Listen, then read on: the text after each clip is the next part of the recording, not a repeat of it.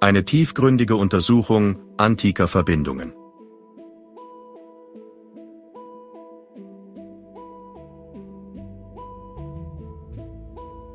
Seit Jahrtausenden durchdringen Mythen über die Anunnaki, jene himmlischen, die laut sumerischer Texte die Menschheit erschufen, das kollektive Gedächtnis der Zivilisation.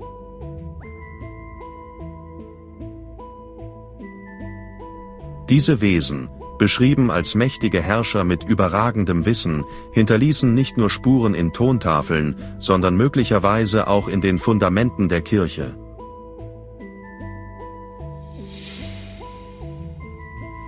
Was wäre, wenn die Symbole, Rituale und Machtstrukturen des Christentums keine rein göttliche Offenbarung, sondern das Erbe einer viel älteren außerirdischen Zivilisation sind?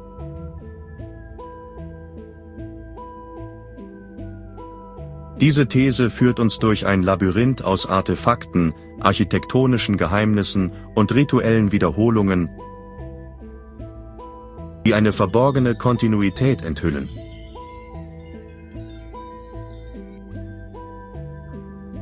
Die Anunnaki, oft als Götter dargestellt, könnten die wahren Architekten unserer religiösen Strukturen sein.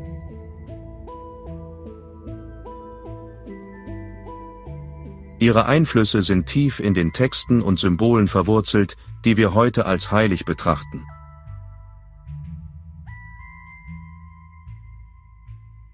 Diese verborgene Wahrheit fordert uns heraus, die Ursprünge unserer Glaubenssysteme neu zu überdenken.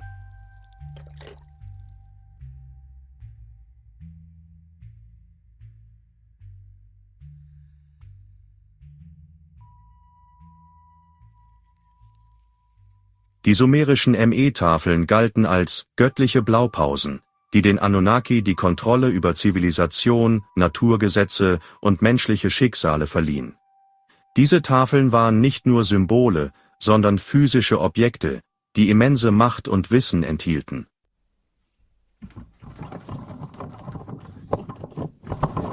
In Texten wie Enki und die Weltordnung werden sie als physische Objekte beschrieben, die Wissen über Architektur, Astronomie und Moral enthielten. Interessanterweise erhielt Moses auf dem Berg Sinai ebenfalls steinerne Tafeln, die 10 Gebote, die als göttliche Richtlinien für die Menschheit dienten. Diese Parallelen werfen Fragen auf über die Ursprünge und die Verbreitung solcher göttlichen Gesetze.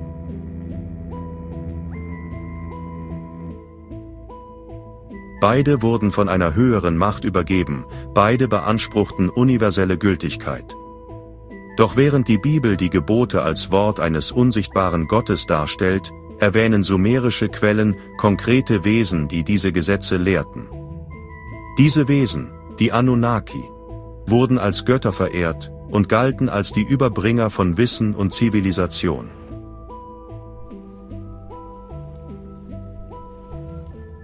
Archäologische Funde wie die Kurk-Stele zeigen zudem, dass altorientalische Gesetzeswerke bereits Jahrhunderte vor den mosaischen Geboten existierten. Diese frühen Gesetzestexte, wie der Kodex Hammurabi, legen nahe, dass die Idee göttlicher Gesetze tief in der menschlichen Geschichte verwurzelt ist.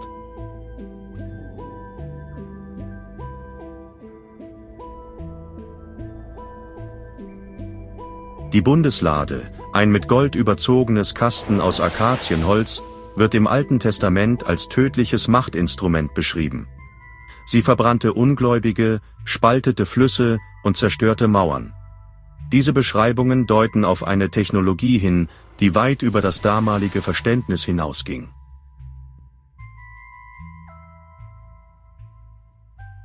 Ihre Beschreibung, 2 Cherubim, die über einem Deckel thronen, ähnelt verblüffend den geflügelten Genien assyrischer Reliefs, die als Wächter heiliger Schreine dienten.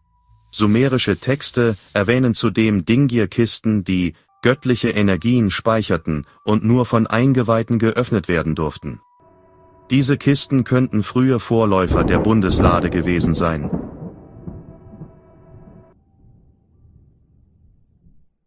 Moderne Theorien wie die des Autors Erich von Däniken deuten die Lade als elektrisches Gerät. Diese Theorien schlagen vor, dass die Lade eine Art antikes technologisches Gerät war, das elektrische Energie speichern und freisetzen konnte.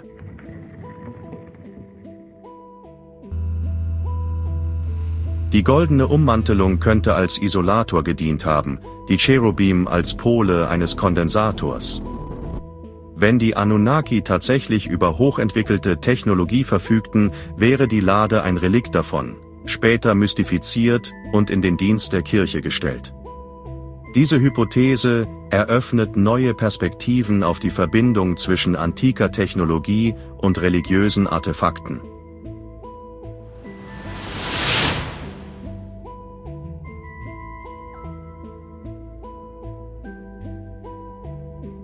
Diese Theorien, obwohl umstritten, regen zum Nachdenken an. Was, wenn die Anunnaki tatsächlich die Vorfahren unserer modernen Technologie waren? Und wie hat die Kirche diese alten Geheimnisse genutzt, um ihre Macht zu festigen? Die Antworten könnten tief in den alten Texten und Artefakten verborgen liegen, die wir noch immer zu entschlüsseln versuchen.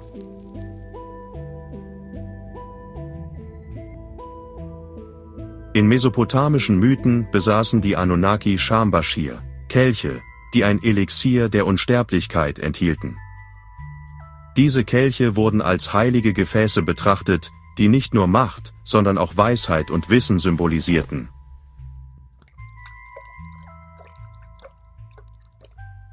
Der Legende nach tranken Götterkönige wie Gilgamesch daraus, um ihr Leben zu verlängern. Diese Geschichten wurden über Generationen hinweg weitergegeben und haben möglicherweise die Vorstellungen von Unsterblichkeit in verschiedenen Kulturen beeinflusst.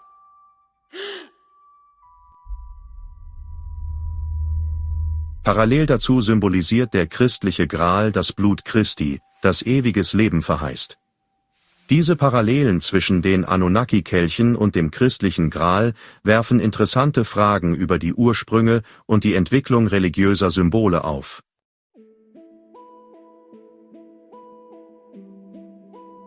Mittelalterliche Gralslegenden, etwa bei Wolfram von Eschenbach, beschreiben ihn sogar als Stein, der vom Himmel fiel. Ein Symbol, das möglicherweise auf uralte Himmelsbeobachtungen und die Verehrung von Meteoriten zurückgeht.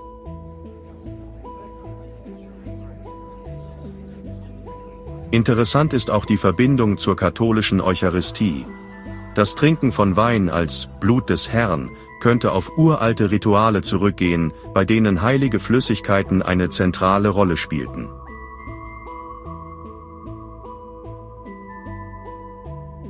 Bei diesen Ritualen reichten Anunnaki-Priester ihren Anhängern Substanzen, um Loyalität zu festigen, eine Praxis, die in Kulturen weltweit wiederkehrt. Diese Rituale könnten als Vorläufer der heutigen religiösen Zeremonien betrachtet werden.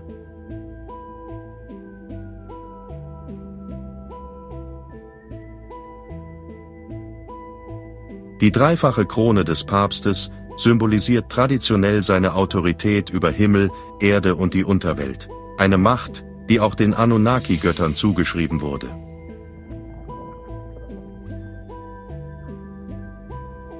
Exakt die Domänen, die in sumerischen Texten von den Anunnaki-Göttern Anu, Himmel, Enlil, Erde und Enki, Unterwelt, regiert wurden. Abbildungen aus Mesopotamien zeigen Götter mit gestuften Hörnermützen, die ihre hierarchische Stellung kennzeichneten. Diese Symbole könnten die Grundlage für spätere religiöse Insignien gebildet haben.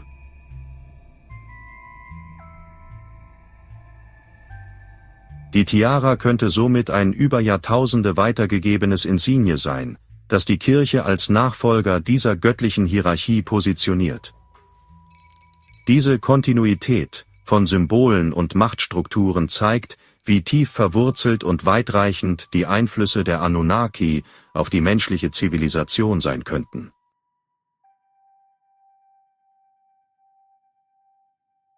War dies Teil einer Strategie, alte Machtstrukturen unter christlichem Deckmantel fortzuführen?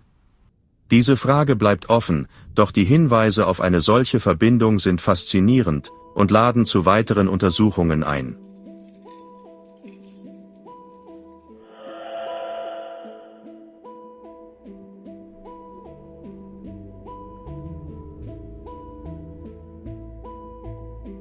Sumerische Priester führten täglich Mahlzeiten für die Götter durch. Sie platzierten Speisen und Getränke vor Statuen,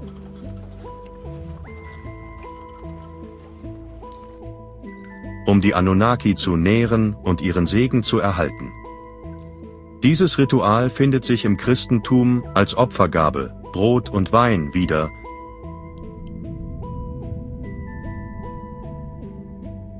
die während der Messe dargebracht wird.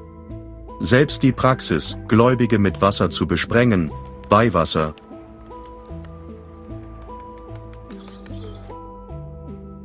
hat Vorläufer in babylonischen Reinigungszeremonien, bei denen Wasser mit Salz und Zedernholz geweiht wurde, um Dämonen abzuwehren.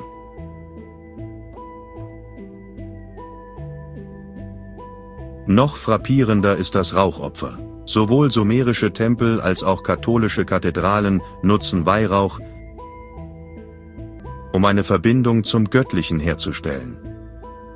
In beiden Traditionen gilt Rauch als Medium, das die Grenze zwischen irdischer und himmlischer Sphäre durchdringt.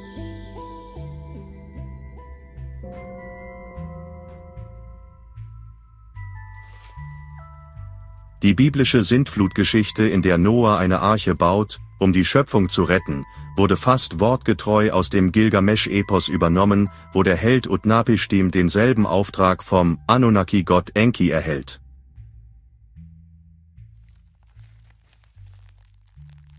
Beide Erzählungen beschreiben eine göttliche Warnung vor der Katastrophe, den Bau eines riesigen Schiffs, die Rettung von Tieren und Saatgut, die Entsendung von Vögeln, um Land zu finden.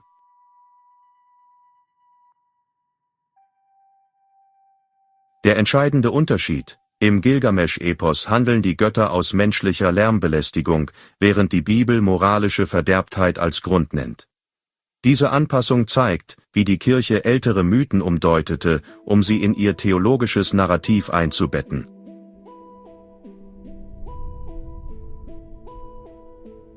Diese Parallelen zwischen den sumerischen und christlichen Ritualen sind kein Zufall. Sie zeigen, wie tief verwurzelt und weitreichend die Einflüsse der Anunnaki auf die religiösen Praktiken der Menschheit sind. Die Kirche hat viele dieser alten Traditionen übernommen und angepasst, um ihre eigene Macht und Autorität zu festigen.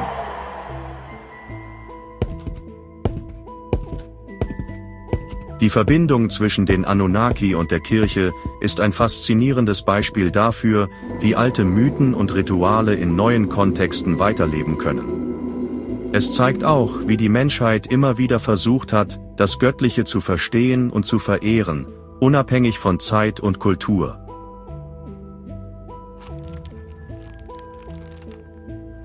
Die verborgene Wahrheit der Anunnaki und der Kirche ist ein Beweis dafür, dass unsere spirituellen Wurzeln tiefer und komplexer sind, als wir vielleicht denken. Es lädt uns ein, die Geschichte unserer Glaubenssysteme neu zu betrachten und die Verbindungen zu erkennen, die uns alle miteinander verbinden.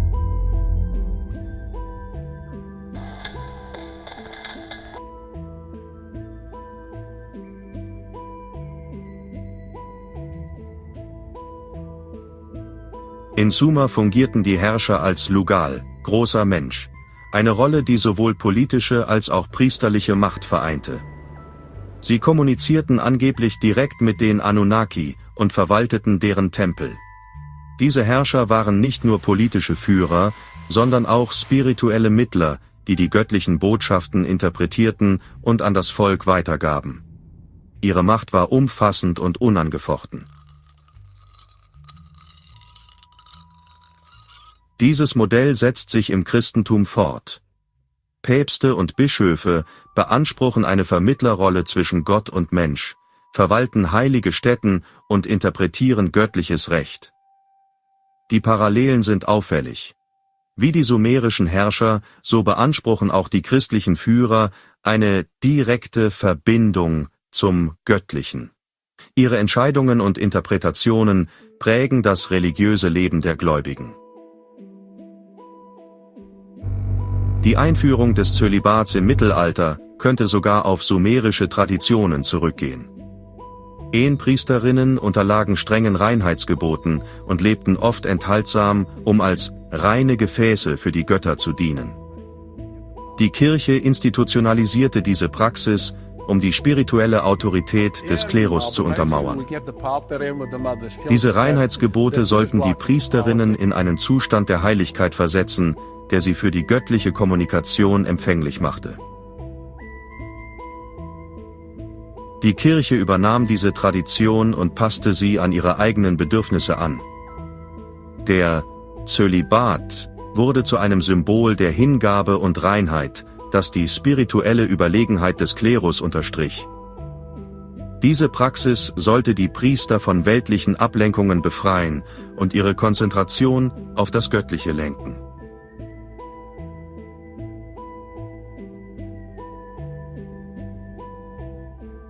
Die mesopotamischen Ziggurats, gestufte Tempeltürme, dienten als Wohnstätten der Götter und symbolisierten die Verbindung zwischen Erde und Himmel. Diese monumentalen Bauwerke waren nicht nur architektonische Meisterwerke, sondern auch spirituelle Zentren, die die Präsenz der Götter auf Erden verkörperten. Später griff die Kirche dieses Konzept auf. Gotische Kathedralen wie Notre Dame streben mit ihren spitzen Türmen gen Himmel, um die Verbindung zwischen dem Irdischen und dem Göttlichen zu symbolisieren. Diese architektonischen Wunderwerke sollten die Gläubigen an die Erhabenheit und Allmacht Gottes erinnern. Ihre Bauweise, hohe Plattformen, enge Treppen, zielte darauf ab, den Aufstieg der Anunnaki zu imitieren. Diese architektonischen Elemente sollten den spirituellen Aufstieg und die Annäherung an das Göttliche symbolisieren. Die engen Treppen und hohen Plattformen forderten die Gläubigen heraus, sich auf ihre spirituelle Reise zu konzentrieren. Während Rosettenfenster das göttliche Licht einfangen, eine moderne Version der Ziggurat-Symbolik. Diese Fenster sollten das himmlische Licht in die Kathedrale leiten und die Gläubigen an die göttliche Präsenz erinnern. Die farbenfrohen Muster und das einfallende Licht schufen eine Atmosphäre der Heiligkeit und Erhabenheit. Auch die Ausrichtung von Kirchen nach Osten, Richtung der aufgehenden Sonne, spiegelt sumerische Sonnenkulte wider, bei denen Tempel exakt auf astronomische Ereignisse ausgerichtet wurden. Diese Ausrichtung sollte die Verbindung zwischen dem Irdischen und dem Göttlichen stärken und die Gläubigen an die zyklische Natur des Lebens und der Spiritualität erinnern. Bei denen Tempel exakt auf astronomische Ereignisse ausgerichtet wurden. Diese Praxis unterstreicht die tiefe Verbindung zwischen Architektur und Spiritualität und zeigt, wie alte Traditionen in neuen Kontexten weiterleben. Die Ausrichtung nach Osten symbolisiert den Neubeginn und die Hoffnung, die mit jedem Sonnenaufgang einhergehen.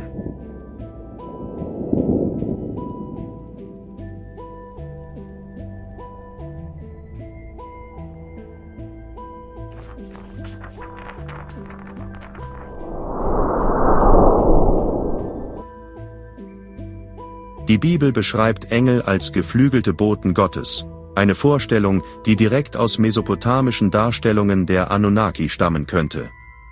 Diese geflügelten Wesen, die in der Bibel als Engel bezeichnet werden, könnten ihre Wurzeln in den alten mesopotamischen Mythen haben, wo die Anunnaki als göttliche Boten und Vermittler zwischen den Göttern und den Menschen fungierten.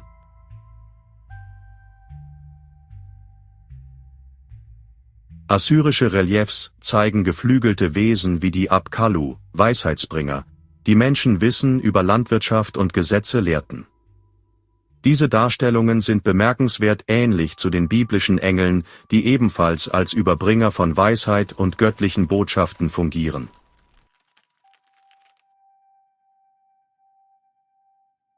Selbst die Hierarchie der Engel, Seraphim, Cherubim, Thron, ähnelt der Rangordnung der Anunnaki, die in Texten wie Enuma Elish detailliert beschrieben wird. Diese Parallelen deuten darauf hin, dass die biblischen Vorstellungen von himmlischen Hierarchien möglicherweise von älteren mesopotamischen Traditionen beeinflusst wurden.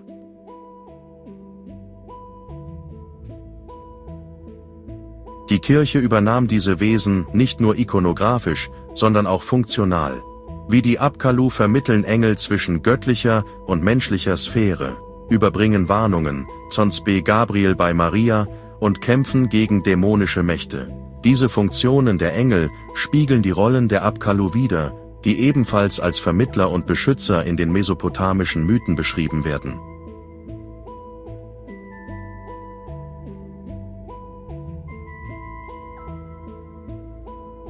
In sumerischen Mythen steht die Schlange für Weisheit und Wiedergeburt, ein Symbol, das im Christentum zum Sinnbild des Bösen umgedeutet wurde. Diese Umdeutung zeigt, wie Symbole und ihre Bedeutungen sich im Laufe der Zeit und durch verschiedene Kulturen verändern können.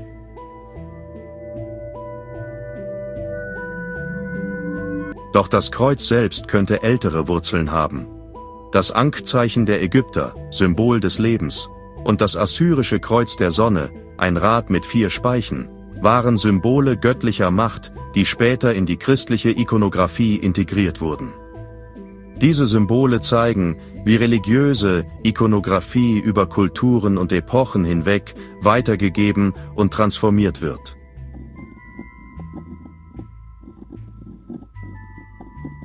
Selbst der Fisch, ein frühchristliches Erkennungszeichen, hat Vorläufer in mesopotamischen Wassergottheiten wie Enki, der als Herr der Süßwasserozeane mit Fischsymbolen assoziiert wurde.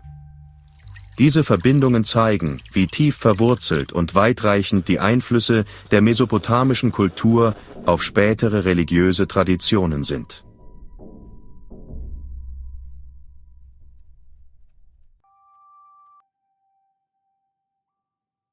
In Sumer wurden Tempel wie die Eridu-Bibliothek als Wissensspeicher genutzt, wo tausende Tontafeln lagerten. Die Kirche übernahm diese Rolle im Mittelalter. Klöster wie Monte Cassino bewahrten nicht nur biblische, sondern auch antike Schriften auf, darunter Werke griechischer Philosophen und, ironischerweise, Fragmente mesopotamischer Texte.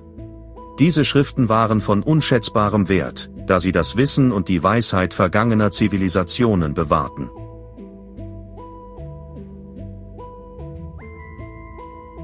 Die Abschreibpraxis der Mönche sicherte das Überliefern von Wissen, das sonst verloren gegangen wäre. Eine Parallele zu den sumerischen Schreibern, die das Anunnaki-Erbe für die Nachwelt festhielten. Diese Praxis war nicht nur eine Form der Bewahrung, sondern auch eine Art der Verewigung, der Weisheit und der Traditionen, die von Generation zu Generation weitergegeben wurden.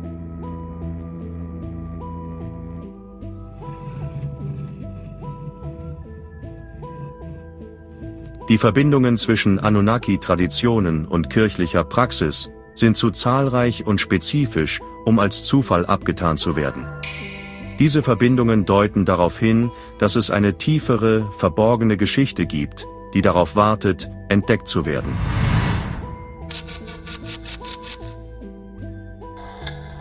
Ob die Kirche bewusst das Erbe dieser alten Götter übernahm oder selbst von ihren Nachfolgern infiltriert wurde, bleibt ein Geheimnis. Doch eines ist klar: die Muster der Macht, heilige Objekte, exklusive Rituale, hierarchische Strukturen wiederholen sich durch die Jahrtausende. Diese Muster sind in den Fundamenten unserer Gesellschaft verankert und beeinflussen bis heute unsere Kultur und unser Verständnis von Macht und Autorität.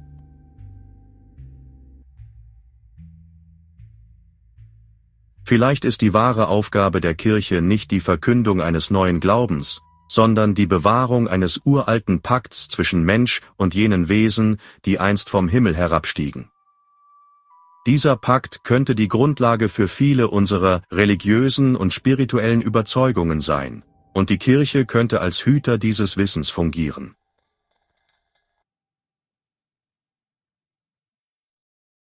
In einer Zeit, in der Archäologie und Genetik immer mehr über unsere außerirdischen Ursprünge enthüllen, wird es immer deutlicher, dass unsere Geschichte komplexer und vielschichtiger ist, als wir bisher angenommen haben.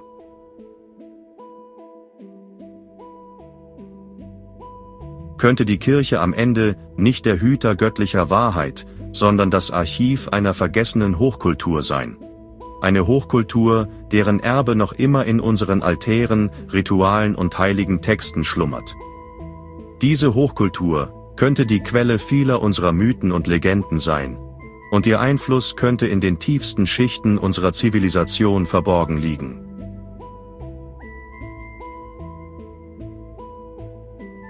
Die Entdeckung dieser verborgenen Wahrheit könnte unser Verständnis von Geschichte und Religion revolutionieren und uns einen neuen Blick auf unsere eigene Identität und Herkunft ermöglichen.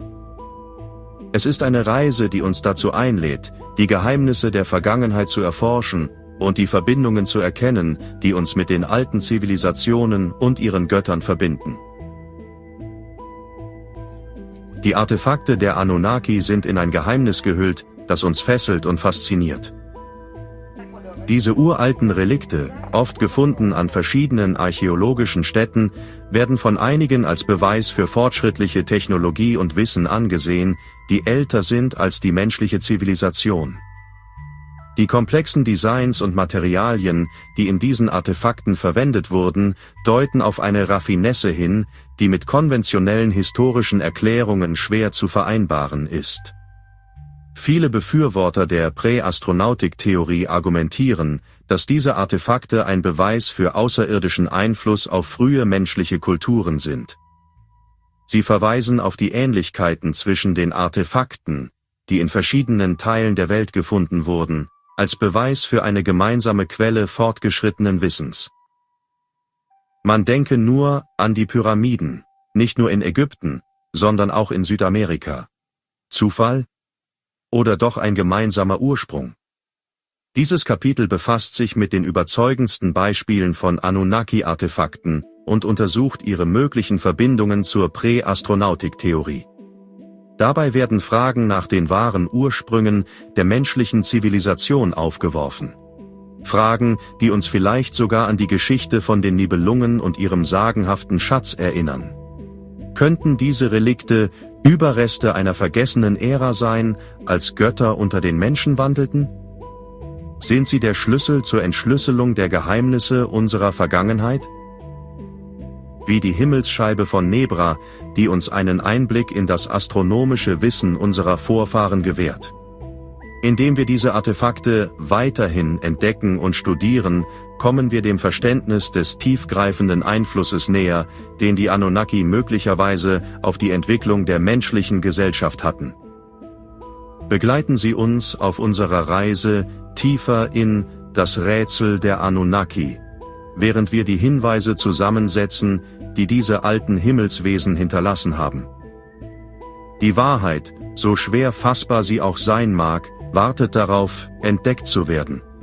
Verborgen in den Artefakten, die uns weiterhin verblüffen und inspirieren. Die Erforschung dieser Mysterien stellt nicht nur unser Geschichtsverständnis in Frage, sondern lädt uns auch ein, die Natur der menschlichen Existenz selbst zu hinterfragen. Welche anderen Geheimnisse liegen noch begraben und warten auf diejenigen, die mutig genug sind, sie zu suchen?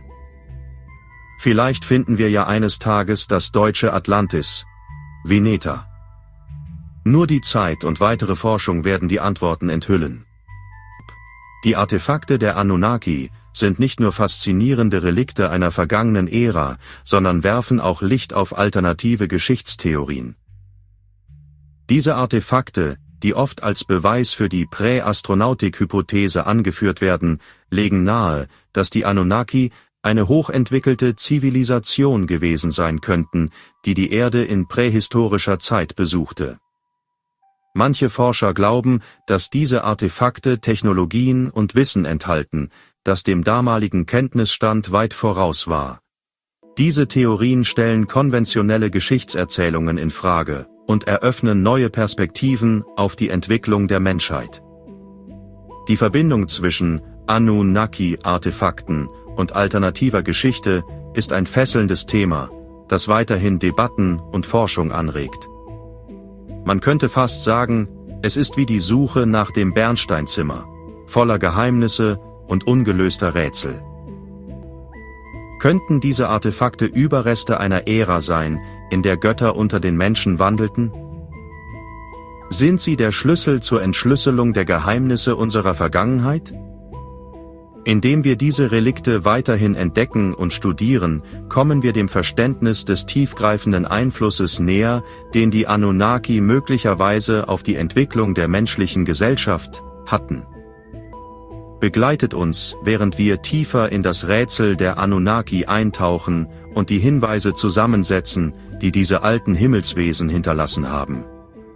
Die Wahrheit, so schwer fassbar sie auch sein mag, wartet darauf, entdeckt zu werden, verborgen in den Artefakten, die uns weiterhin verblüffen und inspirieren.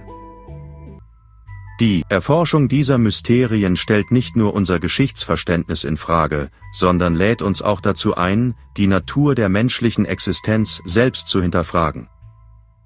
Welche anderen Geheimnisse liegen noch begraben und warten auf diejenigen, die mutig genug sind, sie zu suchen?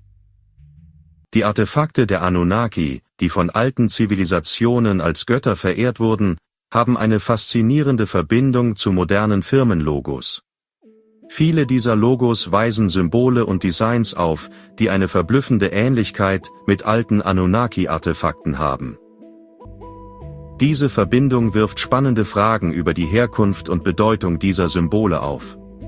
Manche Theorien legen nahe, dass die Anunnaki, die angeblich über fortschrittliche Technologien und Wissen verfügten, ihre Symbole und Designs an die Menschheit weitergegeben haben könnten. Diese Symbole könnten in modernen Firmenlogos weiterleben und eine tiefere Bedeutung tragen, als wir uns vorstellen können. Die Untersuchung dieser Verbindung könnte neue Einblicke in die Geschichte und den Einfluss der Anunnaki auf unsere moderne Welt bieten. Könnten diese Symbole mehr als nur Designs sein, vielleicht ein Erbe einer vergessenen Ära göttlichen Einflusses? Die Antworten könnten in den Logos verborgen liegen, die wir jeden Tag sehen. Denkt mal an die allgegenwärtigen Marken, die uns täglich begegnen, vielleicht steckt da mehr dahinter, als wir denken. Die Erforschung dieser Rätsel stellt nicht nur unser Geschichtsverständnis in Frage, sondern lädt uns auch dazu ein, die Natur menschlicher Kreativität und ihre Wurzeln zu überdenken. Welche anderen Geheimnisse könnten noch verborgen sein und darauf warten, von denjenigen entdeckt zu werden, die mutig genug sind, sie zu suchen? Werden wir eines Tages die Wahrheit hinter all dem enthüllen, wie Heinrich Schliemann Troja? Tauchen wir tiefer ein in den rätselhaften Einfluss der Anunnaki, stoßen wir auf ein faszinierendes Kapitel, das Saddam Hussein und die Wiederentdeckung des alten Babylons betrifft. Im späten 20. Jahrhundert begann Saddam Hussein ein ambitioniertes Projekt zum Wiederaufbau der antiken Stadt Babylon, einem Ort, der eng mit der Geschichte der Anunnaki verbunden ist. Seine Faszination für die alte Zivilisation war nicht nur auf die Erhaltung der Geschichte beschränkt. Es hieß, sie sei von dem Glauben an die mächtigen Artefakte und das Wissen angetrieben worden, die die Anunnaki hinterlassen hatten. Hussein glaubte angeblich, dass er durch die Wiedererweckung Babylons die uralte Macht und Weisheit der Anunnaki anzapfen und möglicherweise nutzen könnte, um sein eigenes Regime zu stärken. Manche spekulieren sogar, dass er nach bestimmten Artefakten suchte, denen außergewöhnliche Fähigkeiten nachgesagt wurden. Fast so, als suchte er nach dem Heiligen Gral. Dieses Unterfangen war nicht nur ein politisches Statement, sondern eine Suche, die Mythos, Geschichte und das Streben nach Macht miteinander verflocht. Die Wiederaufbaubemühungen brachten viele antike Relikte ans Licht und entfachten erneut das Interesse und die Debatte unter Historikern und Archäologen über die wahre Natur dieser Artefakte und ihre Verbindung zu den Anunnaki. Könnten diese Artefakte der Schlüssel zum Verständnis des fortschrittlichen Wissens und der Technologie sein, die den Anunnaki zugeschrieben werden? Und wenn ja, welche Geheimnisse hoffte Saddam Hussein zu lüften? Welche Schätze der Nibelungen glaubte er zu finden? Während wir dieses faszinierende Kapitel erforschen, werden wir an das fortwährende Vermächtnis der Anunnaki und ihren potenziellen Einfluss auf die moderne Geschichte erinnert. Die Geschichte von Babylons Wiederauferstehung unter Husseins Herrschaft ist ein Beweis für die anhaltende Anziehungskraft und das Geheimnis der Anunnaki und lädt uns ein, über die verborgenen Wahrheiten nachzudenken, die möglicherweise noch immer unter dem Sand der Zeit begraben liegen. Tauchen wir tiefer ein in den rätselhaften Einfluss der Anunnaki, erreichen wir ein Kapitel, das antike Artefakte, Sternentore und moderne wissenschaftliche Bestrebungen miteinander verwebt. Die Relikte, die den Anunnaki zugeschrieben werden, sind nicht nur historische Kuriositäten. Sie sollen fortgeschrittenes Wissen und möglicherweise sogar Technologien enthalten, die unser gegenwärtiges Verständnis übersteigen. Eine der faszinierendsten Theorien rund um diese Artefakte ist ihre mögliche Verbindung zu Sternentoren. Portalen, die sofortige Reisen über gewaltige Distanzen ermöglichen könnten, vielleicht sogar zwischen verschiedenen Dimensionen oder Planeten. Antike Texte und Inschriften auf diesen Relikten zeigen oft Darstellungen, die einige Forscher als Sternentore interpretieren. Das legt nahe, dass die Anunnaki die Mittel besaßen, den Kosmos nach Belieben zu durchqueren. Denkt mal an die Himmelsscheibe von Nebra, vielleicht ein ganz früher Hinweis auf solche kosmischen Reisen. In der heutigen Zeit hat die Suche nach solch fortschrittlicher Technologie Wissenschaftler zu Institutionen wie dem CERN geführt, der Heimat des Large Hadron Colliders. Manche Theoretiker vermuten, dass die Experimente am CERN, insbesondere solche, die Teilchenbeschleunigung und Quantenmechanik betreffen, nicht nur darauf abzielen, die fundamentalen Teilchen des Universums zu verstehen, sondern auch darauf, uraltes Wissen zu erschließen, das möglicherweise die Fähigkeiten der Anunnaki-Sternentore replizieren könnte. Die Parallelen zwischen den symbolischen Darstellungen auf Anunnaki-Artefakten und den komplexen Designs moderner wissenschaftlicher Apparaturen sind verblüffend. Könnte es sein, dass die fortschrittliche Technologie, die wir heute zu entwickeln versuchen, in Wirklichkeit eine Wiederentdeckung dessen ist, was die Anunnaki vor Jahrtausenden bereits beherrschten? Diese Konvergenz von altem Wissen und modernster Wissenschaft eröffnet eine Welt voller Möglichkeiten, die unser konventionelles Verständnis von Geschichte und Technologie in Frage stellt. Darüber hinaus gehen die Implikationen dieser Verbindungen über reine akademische Neugier hinaus. Wenn die Anunnaki tatsächlich die Mittel besaßen, Raum und Zeit zu manipulieren, könnte das Verständnis ihrer Technologie unsere Herangehensweise an Energie, Transport und sogar unser Konzept der Realität selbst revolutionieren.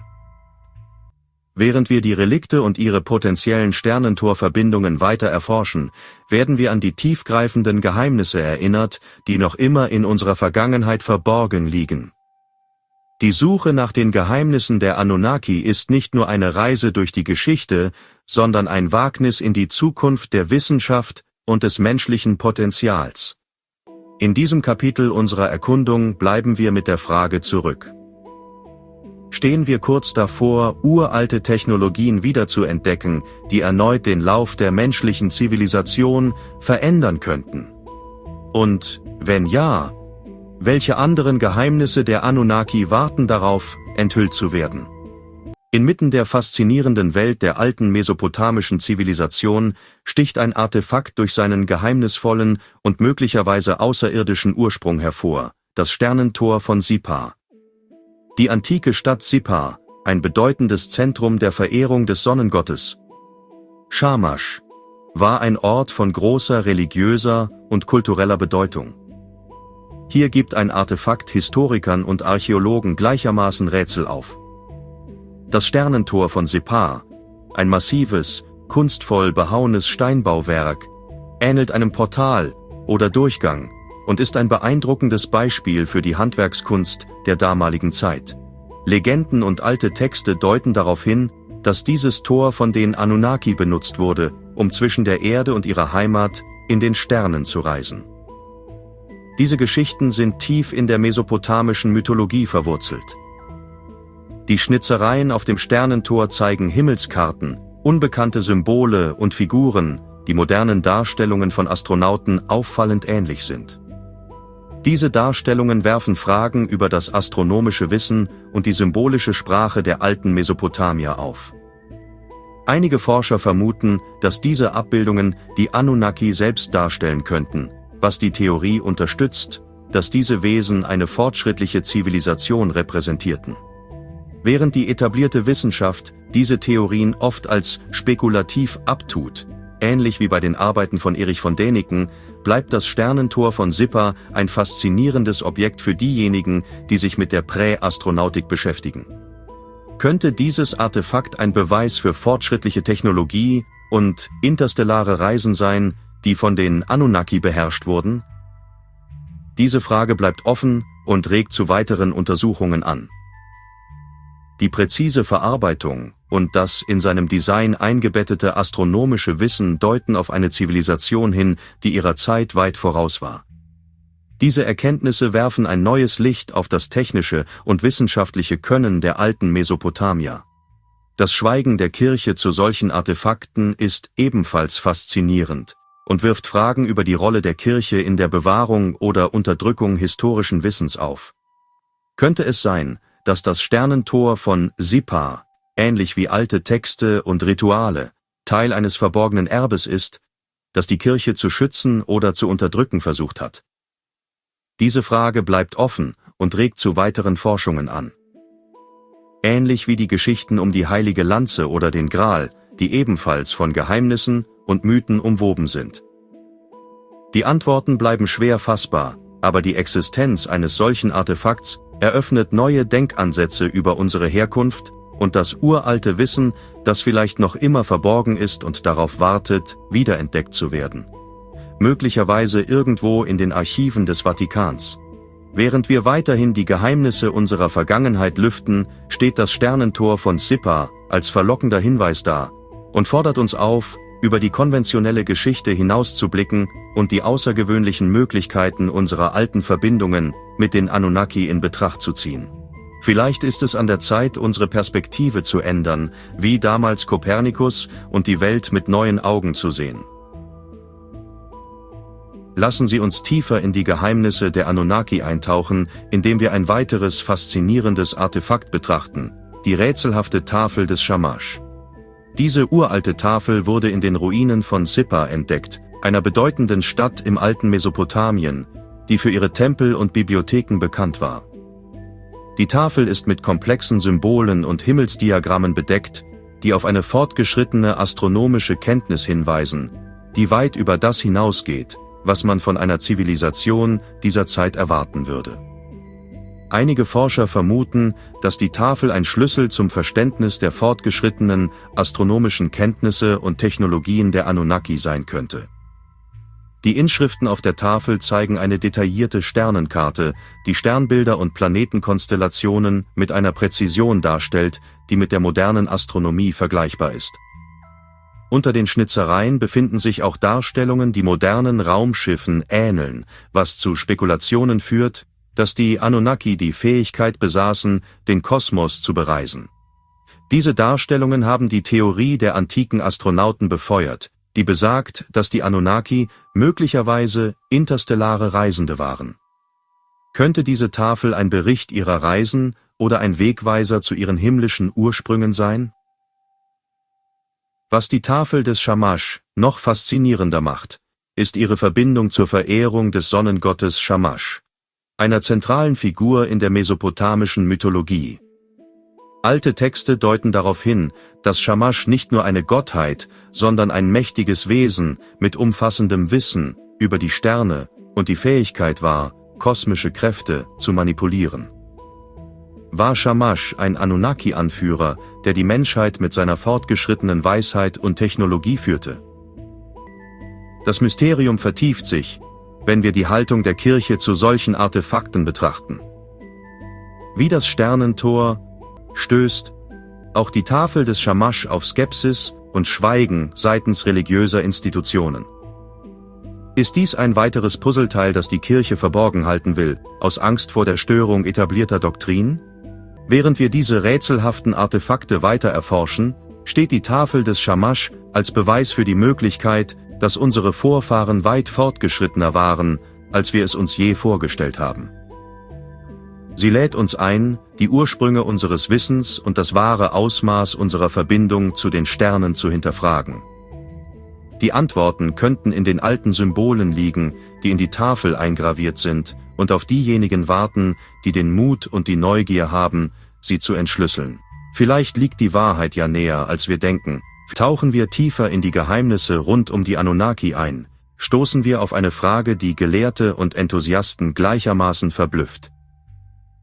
Warum scheint die Kirche Artefakte und Wissen über die Anunnaki zu verstecken oder zu ignorieren? Um dieses Rätsel zu lösen, müssen wir zu den Wurzeln der religiösen Institutionen und ihrer historischen Beziehung zu verbotenem Wissen zurückkehren. Im Laufe der Geschichte war die Kirche die Hüterin spiritueller und weltlicher Macht und prägte oft die Geschichte der menschlichen Zivilisation. Sie hat heilige Texte bewahrt, antike Relikte beschützt und den Lauf der Geschichte beeinflusst.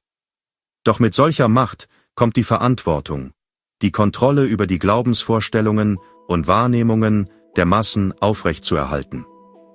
Diese Kontrolle ist entscheidend für die Erhaltung der Autorität der Kirche und ihrer Interpretation der menschlichen Herkunft und des göttlichen Eingreifens. Die Anunnaki, oft dargestellt als antike Astronauten oder Götter aus einer anderen Welt, stellen eine direkte Herausforderung für die konventionellen religiösen Erzählungen dar, die von der Kirche aufrechterhalten werden. Wenn die Ursprünge der Menschheit mit außerirdischen Wesen, mit fortgeschrittenem Wissen und Technologie verbunden sind, könnte dies die fundamentalen Glaubensvorstellungen des Kreationismus und der göttlichen Ordnung untergraben. Diese potenzielle Umwälzung ist etwas, das die Kirche natürlich zu vermeiden sucht.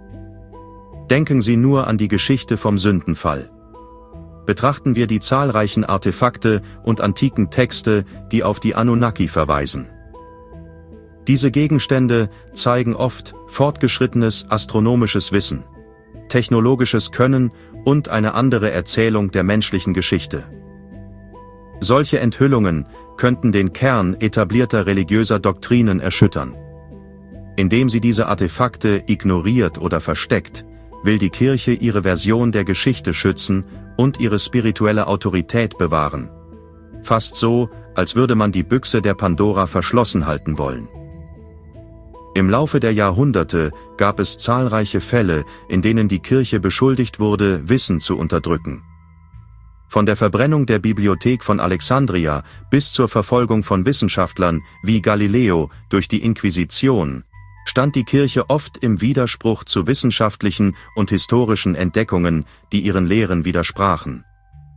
Die Anunnaki-Artefakte passen in dieses Muster der Unterdrückung und Kontrolle.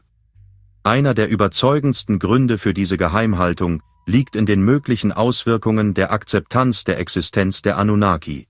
Wenn diese Wesen tatsächlich fortgeschrittene Außerirdische waren, die die frühe menschliche Zivilisation beeinflusst haben, würde dies tiefgreifende Fragen über die Natur der Göttlichkeit, den Zweck der menschlichen Existenz und unseren Platz im Kosmos aufwerfen. Solche Enthüllungen könnten zu einem Paradigmenwechsel im menschlichen Bewusstsein führen und die Grundlagen des Glaubens und der Überzeugungen in Frage stellen. Vielleicht sogar eine neue Aufklärung auslösen. Darüber hinaus wird gemunkelt, dass die umfangreichen Archive der Kirche, tief im Vatikan verborgen, unzählige Dokumente und Artefakte enthalten, die Licht auf diese alten Mysterien werfen könnten. Der Zugang zu diesen Archiven ist stark eingeschränkt, und nur wenige Auserwählte kennen ihren Inhalt. Dieser Schleier der Geheimhaltung nährt die Spekulationen darüber, was die Kirche möglicherweise verbirgt und warum. Neben der Wahrung ihrer Autorität könnte die Kirche auch pragmatische Gründe haben, solches Wissen verborgen zu halten.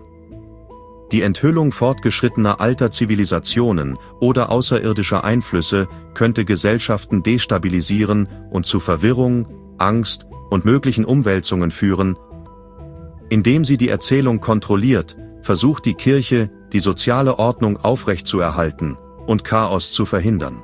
Während wir weiterhin die rätselhafte Verbindung zwischen den Anunnaki und der Kirche erforschen, müssen wir offen für die Möglichkeit bleiben, dass unser Verständnis von Geschichte, Religion und menschlicher Herkunft viel komplexer ist, als wir uns jemals vorgestellt haben.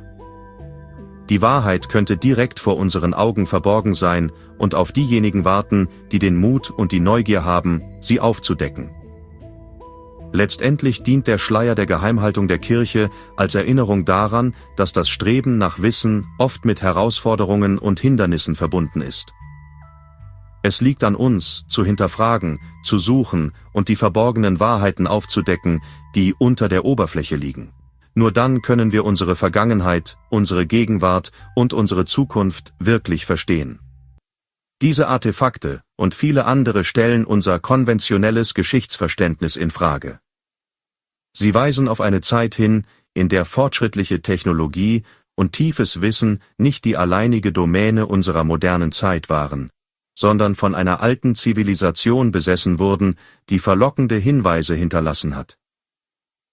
Während wir weiterhin diese verborgenen Schätze ausgraben, werden wir daran erinnert, dass die Vergangenheit viele Geheimnisse birgt, die darauf warten, entdeckt zu werden. Die Anunnaki-Artefakte sind mehr als nur historische Kuriositäten. Sie sind Fenster in eine Welt, in der die Grenzen von Wissenschaft, Technologie und Mystik verschwimmen. Welche anderen Geheimnisse liegen noch begraben und warten darauf, von uns entdeckt zu werden? Bleib neugierig, bleib wachsam und denk daran. Die Wahrheit ist da draußen und wartet darauf, entdeckt zu werden.